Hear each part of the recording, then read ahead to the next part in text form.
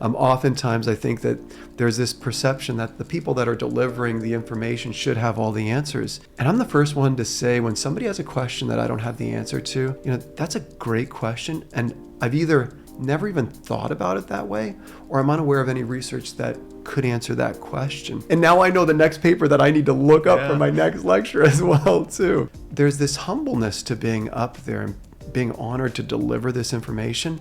There's a professional responsibility that's carried with it as well, too, knowing that you really have to be as accurate as you possibly can. And then there's also a passion that exists with it about wanting to always know more. Hey Eyes and Shine, and welcome to the I Give a Damn podcast, brought to you by Fluorescene Media, the same company behind ODs on Facebook. Today's episode is sponsored by Bausch & Lomb, Blink NutriTears. If you have not seen or heard of Blink NutriTears yet, Blink NutriTears is a new clinically proven supplement for dry eyes and is designed to help hydrate the eyes from within for long-lasting comfort. Developed with the expertise of both eye care and nutritional experts, Blink NutriTears features a unique formula of antioxidants, including that of lutein, zeaxanthin, vitamin D, and curcumin. And unlike many other supplements, it does not contain omega-3. As shown in a clinical study published in Frontiers in Ophthalmology, Blink NutriTears provided noticeable, continuous symptom relief within just 2 to 4 weeks. And it was able to do this by addressing dry eyes from the inside out, promoting healthy tear production and reducing patient discomfort. So, if you're looking for a first-line protocol for your dry eye management plan,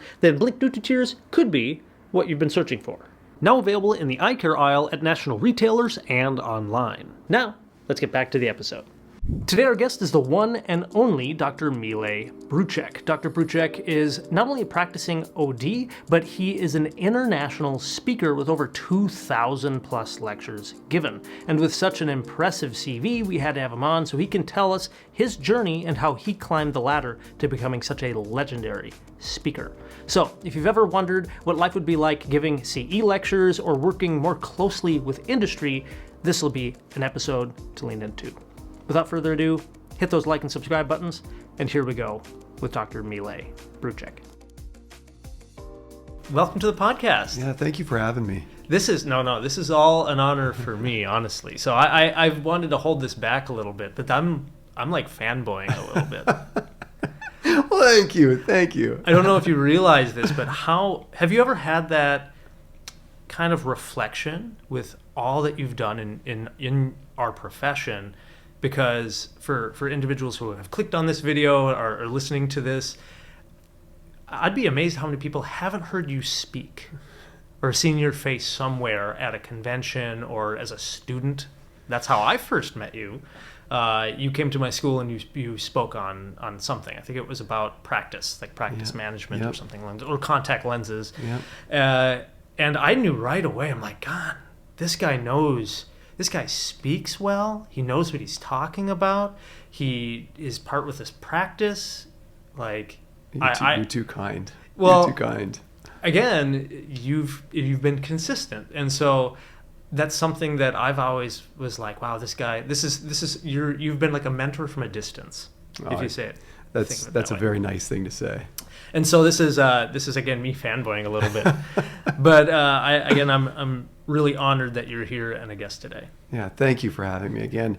The honor is all on the other side of the table as well too. I've been watching you from afar, and the things that you're doing for the profession are really, really good. And I would encourage you to just keep up with your efforts because they are making a difference. Yeah, I appreciate that too. So for everybody who is joining us and hasn't had the pleasure to get to know you and know kind of your background a little bit more, can you just fill us in on where you practice and what do you do? Yep. So Mile Brujic, I'm a partner of a 4-location practice in Northwest Ohio, Premier Vision Group. Interestingly, my history is a little unique. I graduated from optometry school in 2002, but I actually graduated from undergrad in 1998 in Windsor, Ontario in Canada. Went to the New England College of Optometry, which is where I graduated.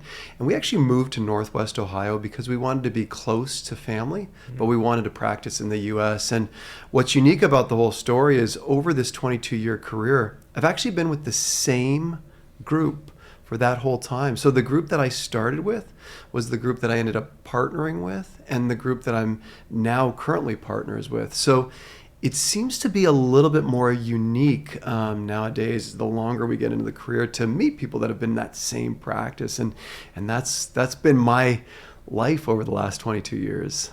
Right. And then the other part of your work, beyond just being in practice, is you do a lot of speaking.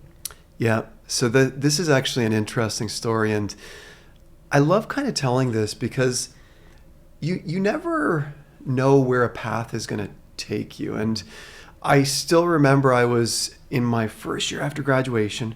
I was practicing 4 days a week at the office that I was at currently.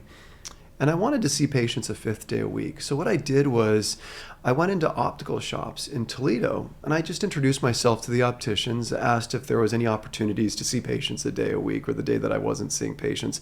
My wife at the time just started pharmacy school. And I met one individual, and we got talking, and there wasn't any patients in the office, so we spoke for about 30, 40 minutes. And he looked at me and he said, "By the way, did you ever do any education?" And I said, "What do you mean education?" He said, "Well, did you ever give any continuing education?" And I said, "No, I never have." And he said, "Would you ever consider giving continuing education to opticians?" And I said, "Well, tell me more."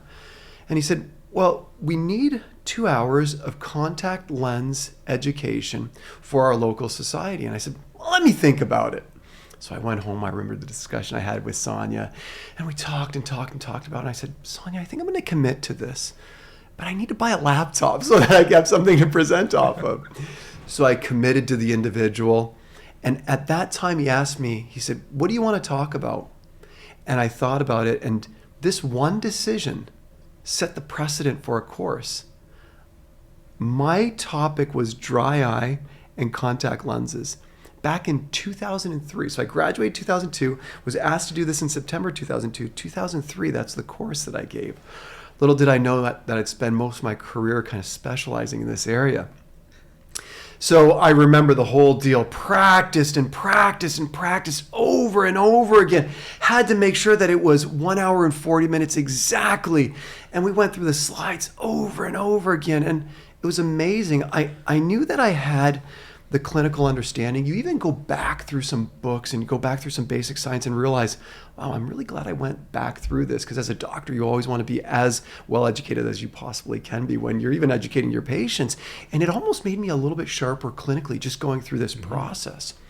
So I went there that day, and Joey, the first 5 minutes, I could tell my throat was kind of like a little bit crackly. And I remember how, no other way to describe it, sweaty I was underneath my sports jacket. And then a switch changed. Something happened in that first 10 to 15 minutes where I said, I'm up here for another 1 hour and a half. So this is either going to be the worst hour and a half of my life, or I need to just somehow reframe this so that I'm having a conversation. And that's what I did. I had a conversation with a group of amazing opticians. And at the end of that hour and 40 minutes, now you're nervous about what the feedback's going to be. The guy who invited me came up to me and he said, "How long have you been graduated for?" I said, "Well, I graduated last May." He said, "You haven't been in practice for 1 year?" I said, "No." He goes, "First thing is, I never would have asked you if I knew you were only graduated then." He said, "But they loved you. Do you want to come back in the fall for our conference?" I said, "Yeah," without hesitation. And I opened up my old school Nokia flip phone. I remember driving home. And I said, "Sonia," I said, "this was unbelievable." I said, "This was a growth experience for me. I feel better now clinically because I had to deep back in some of those deeper sciences that we sometimes don't always have to bring into clinical practice on a daily basis.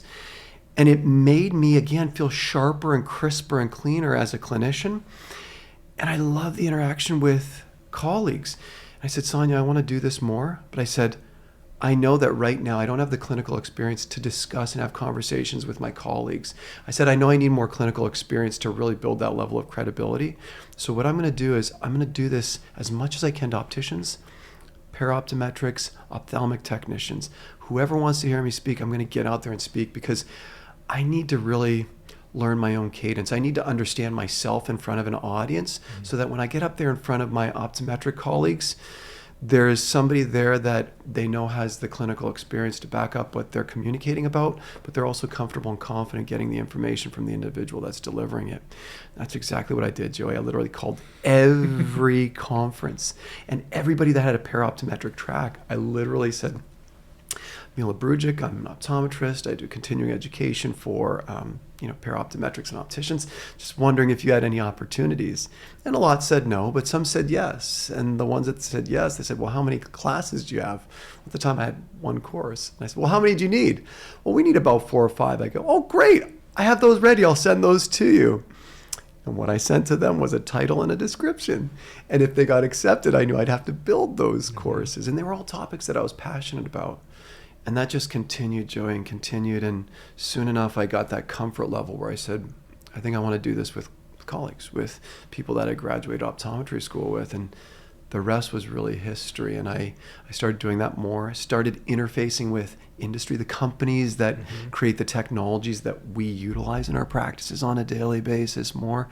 And it just kept snowballing and snowballing into research opportunities, poster opportunities, lecturing, advisory boards, consulting. And it's just been really an awesome experience to not only share information and knowledge with colleagues, because I learn sometimes just as much from them in the audience as I may be conveying to them, but also having just a little bit of influence on where the technologies are heading in the future, what we have now, and where they're going in the future. And that's all just an amazing story. So I thank you so much for sharing that, because I think it's easy for, again, when I was a student first hearing you speak, and even other doctors, they hear somebody like yourself speak, and it just seems so natural, so conversational. And it just seems like, gosh, they know what they're talking about. They're good at what they're doing. And it's intimidating. And even for someone to think, oh, could I do that? Because public speaking is difficult. Yeah. Like you said, that first time you're sweating, you've practiced it, you've memorized it, and you did put all this work into it. Yeah. But there is that switch. There's that kind of like, there's no turning back. You gotta. It's better to lean into it than try to run away. You're exactly right. And I think, Joey, you just said one of the most important things.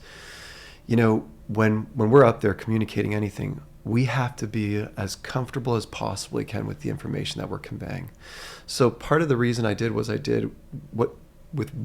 I did was I knew I could very comfortably and confidently communicate knowledge to para-optometrics and opticians because of our training, because of what we actually did over a 4-year time period.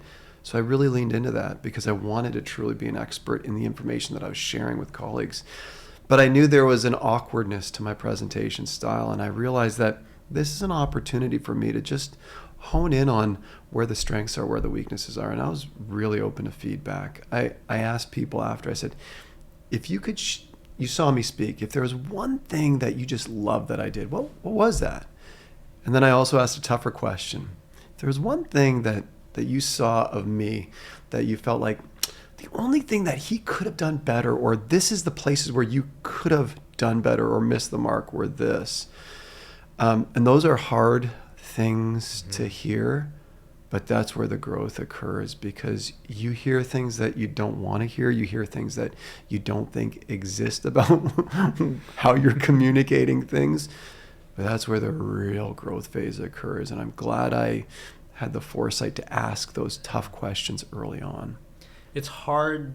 I think it's hard to take criticism for anybody, but even more so when it's something you put hours of work in. And I think that's something, because I've done a few CEs and I'm doing more, and then just with other lectures, anytime you speak, it's like you want to do a good job. Yeah. And you don't want to be up there and being like, I'm not really sure about that. Like, you're an expert in this. Yeah. It takes hours of commitment. Yep. Reading, planning, and then making slides, and feeling good about the slides and the cadence and transitions and not just like the visual transitions, but how you switch topics and switch to a different point. I mean, it takes a lot of prep. Yep. It's another level of commitment, and it really does too. I think it hones into what we do on a daily basis, which is Number one, at the end of the day, the reason why I do all of this is the patients that I care for are always getting my full and undivided attention. And in order to do that, I have to be clinically as sharp as I possibly can be. And the only way that you can do that is to understand the contemporary knowledge and information.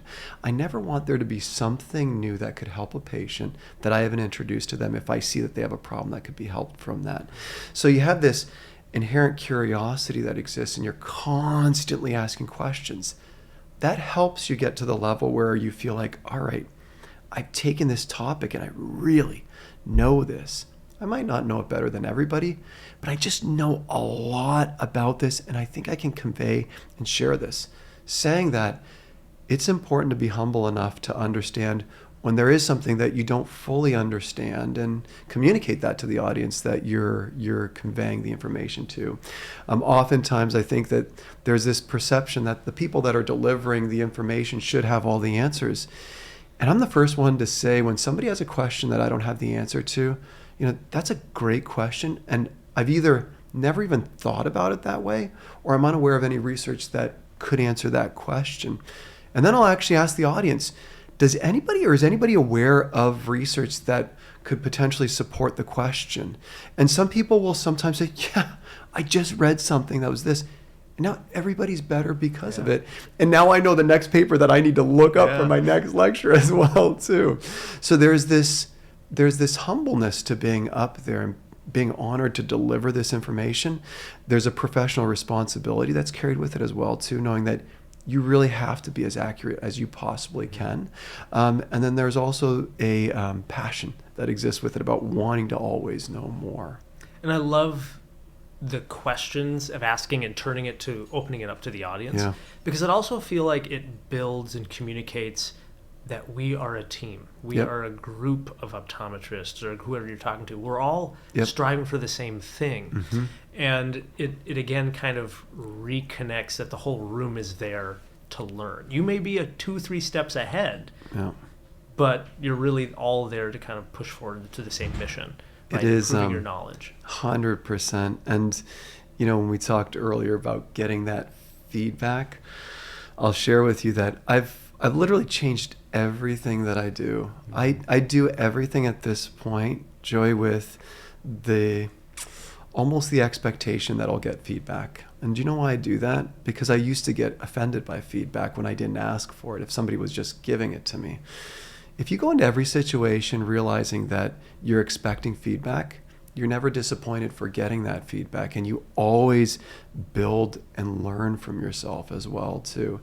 It's when we're not expecting feedback and we get it that we find offense from it. Mm-hmm. So I've just changed everything, and every comment, every little nugget that somebody brings up to me, even after lectures, I always take those to heart, because I realize that if there's a question about something that I presented that I thought was crystal clear, and they asked me a question that I thought I explained that good, but maybe I didn't make that as crystal clear as I possibly can, I build that into the next lecture so that it's hopefully a little bit clearer when I convey that concept again. I love that. I think that's a really insightful way to think about it, because when it's like with social media posts, I sometimes am not thinking about getting feedback, and then you do get troll. It's very easy in social media, but those sometimes you get really painful comments, and it's, you do build a tougher skin around it. Yep. But part of the reason it bothers you is because there might be a sliver of truth in it. Yeah. And I think the more you're open to taking that as an opportunity for growth, than as a slight to you as a person, the better and stronger you become from that. And it is tough at first to hear something like that, because we were trained like that in optometry school. We were getting feedback all the time. Then when we go into our offices, we start getting much less feedback, because it's in one-on-one interaction with a patient. And we take visual cues, we take verbal cues, we take body language cues from those patients as good experience versus bad experience. But the patient never looks at us and rarely says, I had a fantastic experience today, or I had a horrible experience today. I mean, it's never like that. And we all have patients that do great, and they say, thank you so much, Dr. Allen, for all the care that you've given me. But that's that's the minority of patients that will verbalize those types of things openly. So we're not really getting a lot of feedback. So we get into this mindset of we can do our own thing. We're not getting any feedback. We're doing a pretty darn good job. And then when we finally do, it's kind of like whoa, wait a second. Do you know who I am? Do you know what I know what I'm talking about. When in reality, I think most of the time that feedback's actually being delivered from the individual that's giving it to you from a good place. One of my mentors, God love him, Dr. Art Epstein, he was probably the hardest but the gentlest on me as well too. He was just, he helped me so much in times when I needed a lot of just guidance in certain areas. And I think it's always good to have that person that you can kind of talk to and communicate with. Another person who's been with me career-wise, Dr. Dave Kading, he and I kind of came up the ranks together. And now, although he's practiced less years, he looks like he's practiced more. No, he hasn't. God, love you, Dave. He's just a great guy. And he always gives a little bit of a different perspective to the exact same set of circumstances. Two separate set of eyes looking at one set of circumstances and getting two different conclusions. And and you grow personally from perspective and things like that outside of the office with the things that we're doing. I'll share to share, Dave and I have spoken a few times at different meetings because, we've been on podcasts and things like that together. And I've shared with him things about just my personal life and struggles in my profession and my professional career. And then he'll come back a few days later. He's like, Joe, I was thinking about what you said, and I just wanted to share this little thought with you. And his advice has helped me. And but what impacted me was the fact that he wasn't just having chit chat. He listened to what I was saying, and he was thinking about it later. And that made an impact on me. And so shout out to Dave. Well, you're not unique in that, Joey. He's done the exact same thing with me, and he's changed my perspective on a few things, which is really, really good. So it's good to have those types of people around you and surrounding you. So going back to all of the speaking that you do, because again, you are a fantastic speaker. Thank you. Nobody's perfect, right? We all have room to grow. That's just us having to be humble. But what would you say has helped you grow in that space beyond just asking for questions? Did you ever get professional training in it? Did you is it just the years of dedication? So I'll tell you, Joe, the one thing that I can share about myself is I'm authentic, and I'll share with you what I'm truly feeling. What I always am whenever I share information with anybody, I'm always respectful of the individual that I'm communicating that with. But if they want real honest feedback, I'll give them that real honest feedback.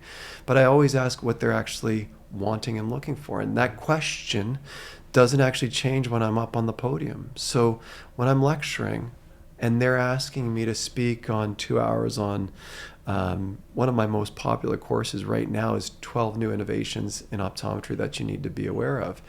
The reason why I love that is that course changes every single time I give it, because there are new things that are being introduced to us every single time I give it. So I know that when I go up there, what individuals are looking for, what's the innovations in the optometric space, and more importantly, that's good to know. But everybody at the end of the day, including myself, when I'm listening to any continuing education, I want to know what it is, but what does that look like in my practice? How does something like this, if it's something that's clinically relevant, how does it get incorporated into the office? Mm-hmm. And I like to think that I give the true clinician's perspective around the innovations. Joey, if I'm talking about 12 innovations in eye care, I'll be the first to share that this isn't something that we do in our office, but this is something that we're looking into, and here's why it does it. Versus this technology does X, Y, Z. This is where we found it benefits these types of patients and in these set of circumstances.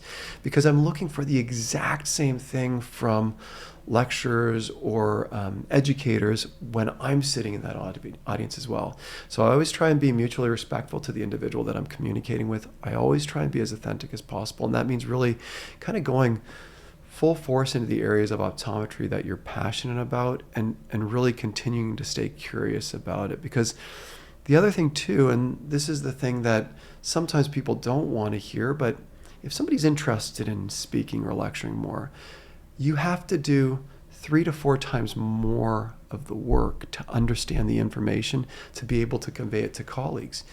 And there's a lot of stuff that happens behind the scenes to get to that level, so that when you're up there, you're comfortable with the information, because that's step one. And when you have a level of comfort with the information that you're delivering, the authenticity just naturally comes through. So I haven't had any formal speakers training, because that was, interestingly, never really my passion. My passion was always conveying the cool stuff in eye care that I saw advantages and benefiting patients in the practice. And it all kind of started stemming from there, and everything, the posters that I may be authors on, the research, the any of the articles that I do, and any of the lectures that I give as well too. So I imagine with all of the work, the research, the getting comfortable speaking, have you noticed a reflection in your patient care? 100%. I think that sometimes we put things in silos in our world. Mm-hmm. The actuality of this whole thing is that I am privy to information and knowledge that I'm aware of what we're going to be working with in the next 1, 3, 5 years from now. I cherish the ability to share with patients in my chair. We don't have something today to treat you for this condition, but I know that something's going to be available in the next 3 to 4 months. Assuming the FDA approves it, you're going to be the first one on our list that we call that's going to get access to this. And you'll be one of the first in the world to actually have access to this technology, whether it be contacts, whether it be therapeutic, whether it be some form of procedure that we have available. So that is rewarding. Mm-hmm. And there is a connection that you create with patients when they see that your sole mission when you're with them is to make their life better through enhanced vision. So again, I think it's one ties directly into another. And I almost at times feel that if it's just speaking and lecturing, you lose that practical aspect of it.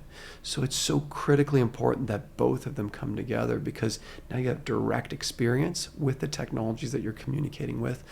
And you can also communicate with the companies that are creating these technologies, not only in terms of what they're doing and encouraging them to continue doing it, but whether or not there may be better ways or opportunities for that technology even in the future that they may not have thought of. With speaking on that, like working with industry, yeah. How did that really even snowball for you, right? Because you started doing lectures. At some point, you started making connections with industry. And I think that's really powerful, because our profession can't live without industry. It's like this strong partnership, right? We need new products to help serve our patients, but they need us too to help deliver that product and help build that product sometimes. So Joey, this is where the story gets really, really interesting, because industry, or the companies that produce the technologies that we utilize, all of them have advisory boards and KOLs and all this kind of stuff. And I always thought it was kind of neat. Like, I remember even in my 4th year of optometry school, opening up these optometric management publications and seeing these people and these faces, and I always thought, man, that's so cool that they have that level of expertise, that they're authoring these things. And I always remember thinking, like, wow, I wonder how they did that. Mm-hmm. And then you say, oh, okay, you put the book away, and then you go back to your studies or whatever you're entrenched in at the time. But I was always, from day one, whenever I had something in my office that I felt, my word, this is performing better than I thought it was going to because of this, that. I have 3 success cases with this thing, whether it be a pharmaceutical agent, whether it be a diagnostic tool, whether it be a contact lens, whether it be a new procedure.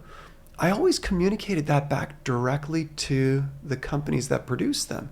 And I always gave direct feedback, and it starts at a local level with the sales.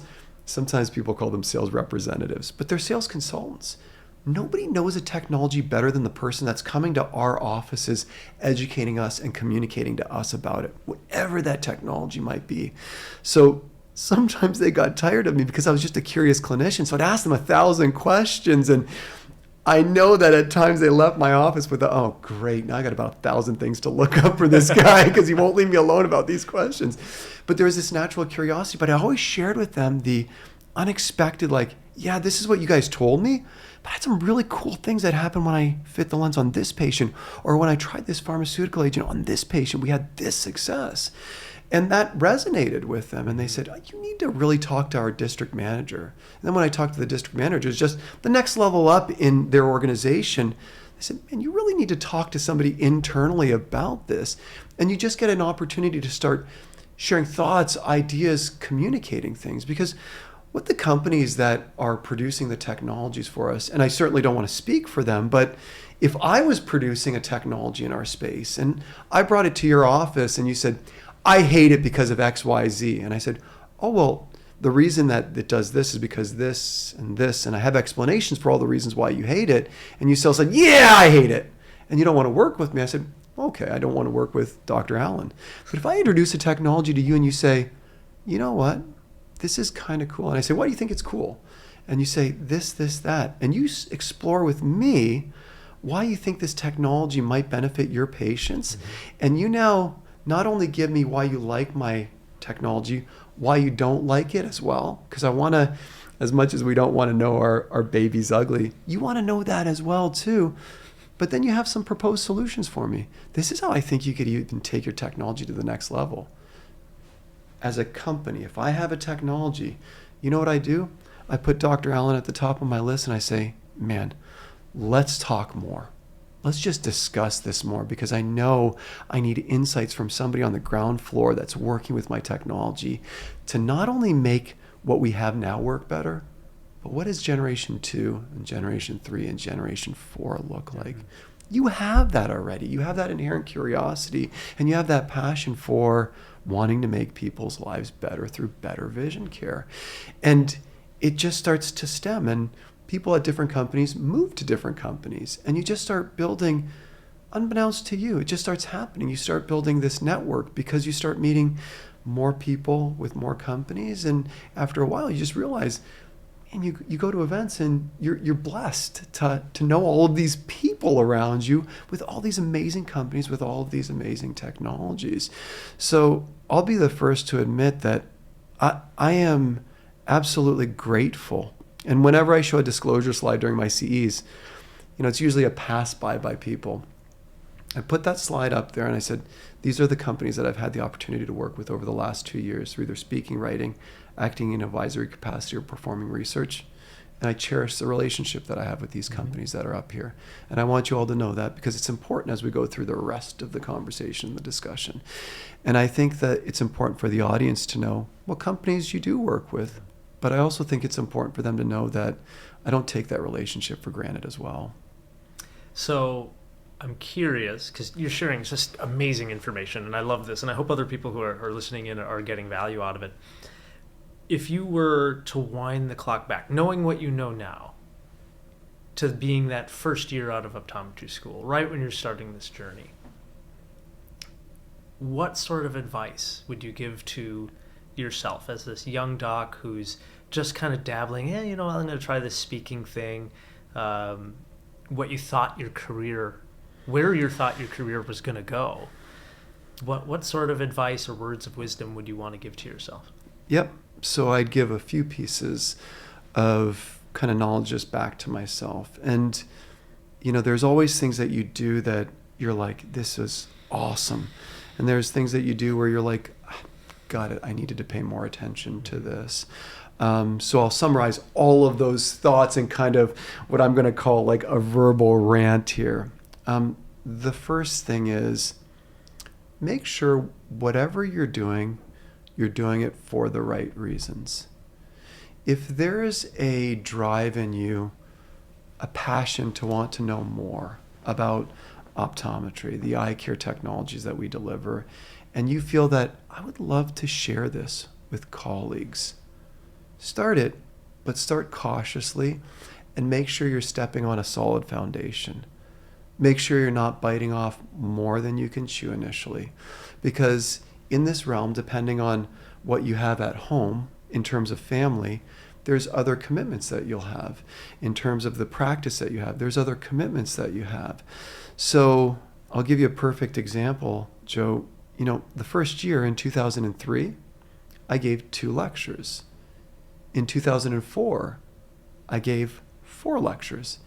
In 2005, I gave 8 lectures, and I was invited for 2 where I had to get on planes to get there. And then it kept increasing and increasing and increasing and increasing every year. So this wasn't something where all of a sudden I'm now speaking all over the place. Why that was important for me personally is because there was a family that I had to worry about. Although in the early years we didn't have children, I always had to make sure that as this was growing, and Sonia, even my wife, she saw the passion that I had towards this, the articles that I was writing, the lectures that I was preparing for. She saw this passion, and it was actually kind of a great time because she was in school for 5 years going to pharmacy school. We grew into the system. So we understood what travel was like. We understood what being away for a weekend was like. We understood that you're going away here, but it's not conducive for me to come to a major meeting with you because you're busy from morning to evening. And we slowly learn these things. When you go from 2002 to 2012, my travel life, my practice life, my family life looked very, very different. And if you just take a snapshot of time in 2012 and people ask Sonia, like, how do you do it? Well, your husband travels all the time. We grew into it. So we evolved into it. It didn't just start out like it was in 2012. We grew into those patterns of understanding each other, knowing why we're doing it, knowing that I have support at home, and knowing that she supports everything that I'm doing and I'm supporting everything that she's doing. Fast forward to today. Somebody takes a snapshot of my life today and they ask Sonia, how do you do it with your husband traveling so much, assuming that they don't understand the system? And we've grown into that place. So we understand it. And I joke around with my wife. I said, Sonia, never, ever leave me. I don't know how I'd ever meet anybody else because I don't know how to explain my life to anybody else. So please, please stay with me. Saying all of that, Joey, I'll tell you that I was always very respectful of the relationship in that I always shared with Sonia, I said, if this is too much for you, I want you to tell me because all of this stuff, I could give it up like this if it meant something bad for us. So we always, as best as we possibly could with now 2 daughters, we always try to keep an open line of communication. And I will share with you that looking back, that's a huge element that nobody ever talks about when it comes to doing things outside of the office. You really have to make sure that what's at home is stable and is supportive. And when you have that, you can pursue that additional passion that you want. I love that. I think it reflects a lot on who you are as a person, like how passionate you are about your profession. But really, at the end of the day, our relationships, our families, are oftentimes the most important things, right? When people say, on their deathbed, you hear that all the time. Like, no one says they wish they would have worked more, right? Exactly right. Joe, my cousin, he's an emergency room physician in Canada. He's the Team Canada doctor. So again, he travels with Team Canada. And I was talking to him about it one day, and I said, well, what are you going to do with the ER? Like, you're gone for 2 weeks. He said, he goes, when I'm on my deathbed, he goes, I'm not going to look back and say, I wish I would have picked up those 2 extra shifts at the emergency room. But I am going to look back and say, I traveled with the most elite athletes in the world. Depending on what country you're from, that might be a little bit. But he said, I traveled with the most elite athletes in the world, and I was their team doctor, and I saw the world because of it. And he said, that's what I'm going to remember. So it really does truly put things into perspective for you when you think about things like that. So my next question is, what's next for you? What are you looking forward to in our profession, whether it be new technology, whether it be speaking more, whether it be spending more time in the clinic? What's new? What are you looking toward? Yeah, so a few things. And one piece of this whole puzzle that I kind of left out a little bit that I think would be really appropriate to share with you right now. So Dr. Kading and I, we own a company called Optometric Insights. From the start of this, our goal was to inspire students. Career coaching for optometry students. We want to accelerate the things that they want to do quicker, better, I'll let faster. you know that you've been successful in that already, because you inspired me when I was, again, only like Thanks, 25 Joe. years old. Yeah, so. that's great. Thank you for that feedback. And it's so nice to hear, because sometimes you don't really know what your impact is. So we've really been active in the schools, and it's really cool because we've now expanded not only to just career coaching, but we actually have an ebook, Optometric Insights Pathway to Practice Success, and it's literally available for no cost to students, and it takes them through the 4 years of optometry school, and it shares with them the things that we wish we knew when we were in their shoes that would have got us to where we want to be practice-wise faster if we'd had known them. So we're continuing to work and develop that and expand that. We actually now have something called the SWOS program. It's the Student Workshop of the Ocular Surface, where we go into 16 schools and colleges of optometry every year, and we do a 3-hour workshop with them, 45-minute didactic, and then they go to different workshop stations where they get to literally experience firsthand some of the most advanced diagnostics and therapeutics in the realm of dry eye. And the students really get to hear, just from outsiders' perspectives, what a dry eye office can potentially be and look like, and what that flow, that diagnostic and therapeutic regimen can potentially look like. And there's several technologies, Joey, a few that we've been kind of honored to work on together over the last several days that are fundamentally going to shift the way that we care for patients in optometry. I see that we still are in large part an instant gratification profession. What I mean by that is, if somebody's a -2 and they've changed their refraction to -250, but they're wearing a -2 pair of glasses, and we hold that trial lens in place, we immediately improve their vision. We're now starting to realize that there's a lot of ways that we can help patients where we're more chronically managing things. The trajectory of myopia progression. In the next several years, I think that's going to be a massive, massive shift, not in just some offices, but in terms of the standard of care and how we manage these patients. The way we're managing dry eye, not only from a therapeutic perspective, but a diagnostic perspective, we're on the cusp of technologies that are going to change the way we do everything around that. And certainly we're always looking for those innovations with the most sight-threatening conditions that we deal with, macular degeneration for one of them. Mm-hmm.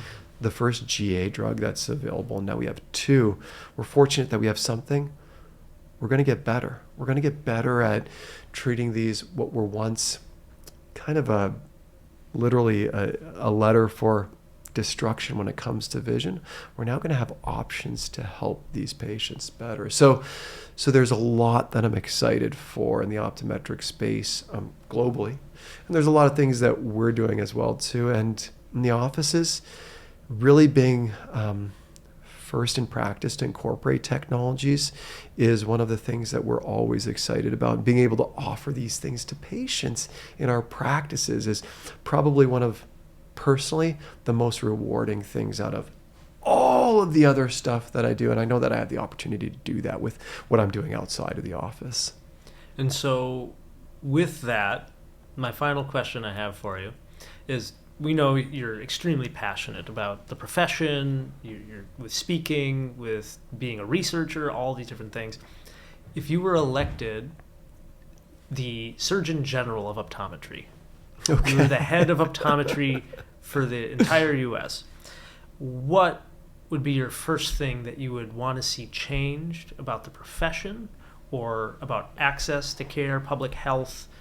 What do you think would be the biggest thing if you could snap your fingers, make one wish of change for our profession? What do you think it would be? I'm glad you asked that question, Joey. And I'll share with you one of the things that is what I would argue is the most important thing to us as optometry is unity, period.